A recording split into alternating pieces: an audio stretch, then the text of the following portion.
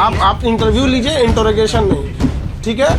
जो आप क्लासरूम की तरह जो इसकी बेसिक ज़रूरतें होती हैं क्लासरूम की, जो सेफ्टी मानक रखे जाते हैं उसको, क्योंकि उसी हिसाब से भी हम लोग भी रखते हैं। बिल्कुल होना चाहिए, मीडिया वाले बिल्कुल सवाल जरूरी है, लेकिन आप लोग की बात एक बात बताइए, आप जो कह रहे हैं अहंकार से भरे, आप लोग बोलिए कि ये घटना जब होती है तब आप लोग ऐसे दौड़ जाते हैं। जितने ऑफिसर सामने हैं लोग सारी चीजें बता देंगे। आप लोग जो मीडिया वाले लोग हैं, आप लोग अपना कोई सवाल है तो आप पूछिए। 3 रास्ते हैं निकलने के लिए, हालांकि 2 एग्जिट होना चाहिए, हम लोग के पास 3 रास्ते हैं, और जो ग्राउंड फ्लोर पे उस पे 6-7 रास्ते हैं। तो जो रास्ता है निकलने के लिए वो पर्याप्त रास्ते हैं यहाँ पर। बाकी आप लोग ने देखा होगा कि 3 रास्ते हैं। मेनली निकलने के लिए पर्याप्त रास्ता रहना चाहिए कि इमरजेंसी के टाइम पे कभी भी क्या होता है ना कि एक अगर रास्ता रहेगा ना तो इमरजेंसी में प्रॉब्लम आती है। तो हम लोगों ने 3, कहीं 5, कहीं 7 इस टाइप के रास्ते रखे हैं। वेंटिलेशन होना चाहिए, वो चीजें तो नजर नहीं आई।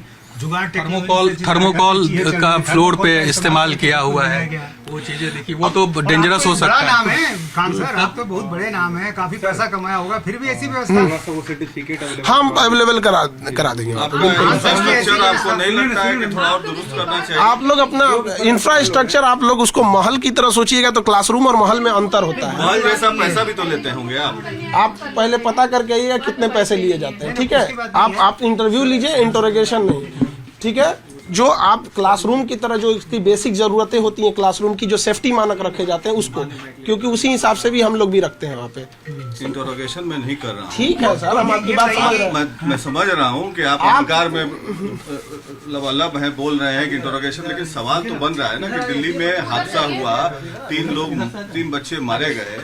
लगता नहीं है कि जरूरी नहीं है, क्या आपको लगता है? बिल्कुल होना चाहिए, मीडिया वाले बिल्कुल सवाल जरूरी है, लेकिन आप लोग की बात एक बात बताइए, आप जो कह रहे हैं अहंकार से भरे, आप लोग बोलिए कि ये घटना जब होती है तब आप लोग ऐसे दौड़ जाते हैं। आप लोग की भी रिस्पॉन्सिबिलिटी बनती है। एक बार दिल्ली में घटना से पहले आप पाइप चेक करने आप लोग की टीम गई थी, वो अचानक तो पाइप नहीं टूटा होगा।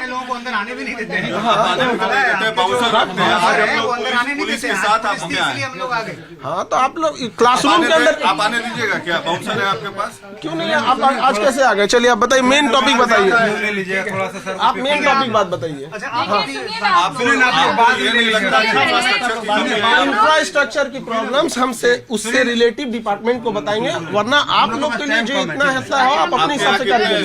स्ट्रेंथ क्या है स्टूडेंट्स का यहाँ पे? वो हम जितने ऑफिसर सामने हैं लोग सारी चीजें बता देंगे। आप लोग जो मीडिया वाले लोग हैं, आप लोग अपना कोई सवाल है तो आप पूछिए, आप ऐसे एकदम लगा दें। दिल्ली की घटना के बाद बिहार में भी आप देखिए, पटना में किस तरह से कोचिंग इंस्टीट्यूट पर जो कार्रवाई जो है वो यहाँ पर प्रशासन की तरफ से हो रही है। प्रशासन के तमाम लोग जो यहाँ पर एसडीओ हैं, साथ ही साथ और भी पुलिस प्रशासन के लोग हैं, वो यहाँ पर कोचिंग जो इंस्टीट्यूट है वहाँ जाकर देख रहे हैं, वहाँ पर क्या व्यवस्था है, किस तरह की स्थिति है, वो यहाँ पर देखने की कोशिश हो रही है।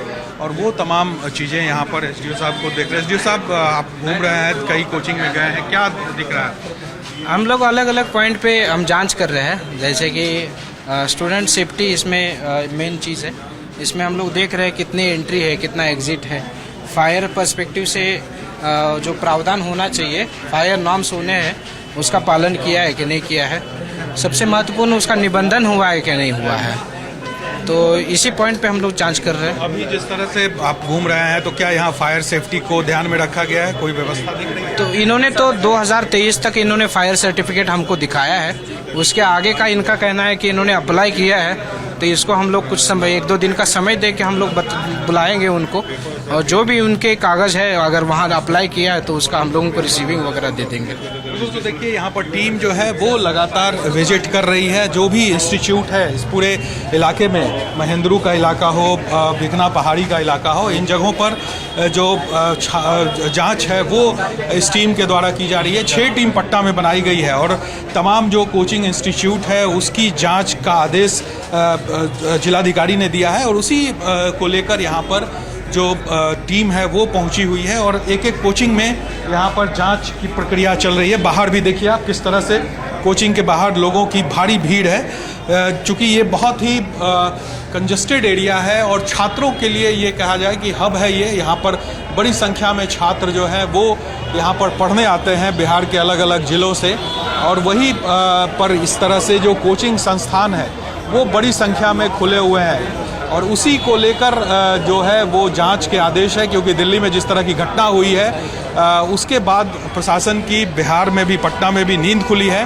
और अब प्रशासन के तरफ से कार्रवाई की जो है वो कोशिश यहाँ पर चल रही है। तमाम जगहों पर जाकर इंस्टीट्यूट की जांच हो रही है। जांच में तमाम कागजात देखे जा रहे हैं, चाहे वो रजिस्ट्रेशन का कागजात हो या फिर फायर सेफ्टी का हो, तमाम चीज़ें यहाँ पर प्रशासन के तरफ से देखी जा रही है। और जिन लोगों के पास ये नहीं है उनको जल्द से जल्द उस अपने तमाम कागजात एसडीओ ऑफिस में जमा करने की बात कही जा रही है, नहीं तो फिर इस पर कड़ी कार्रवाई जो है वो प्रशासन के तरफ से की जाएगी। और देखिए आप प्रशासन के तमाम लोग जगह जगह घूम के एक एक कोचिंग संस्थान में यहाँ पर कार्रवाई जो है वो यहाँ पर कर रहे हैं। यहाँ पर देखिए किस तरह से यहाँ पर देखिए बहुत से छात्र हैं। तुम लोग यहाँ पे पढ़ाई करते हो?